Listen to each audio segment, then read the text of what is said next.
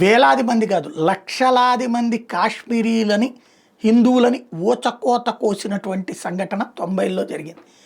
దాని పర్యవసానం అక్కడ ఉండేటటువంటి హిందువులు కాశ్మీర్ వదిలి పారిపోయి దేశం నలుమూలలా తలదాచుకోవాల్సి వచ్చింది. కట్టుబట్టలతో నడి రోడ్డు మీద బ్రతకాల్సి వచ్చింది. ఆనాటి పరిస్థితులని ఎవ్వడూ ప్రొజెక్ట్ చేయలే.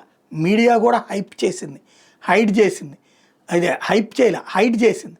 అట్లాంటి సిచ్యువేషన్లో కాశ్మీర్ ఫైల్స్ పేరుతో సినిమా తీసినటువంటి వివేక్ రంజన్ అగ్నిహోత్రి వచ్చేటప్పటికి బెంగాల్ ఫైల్స్ ఇప్పుడు తీయబోతున్నాడు.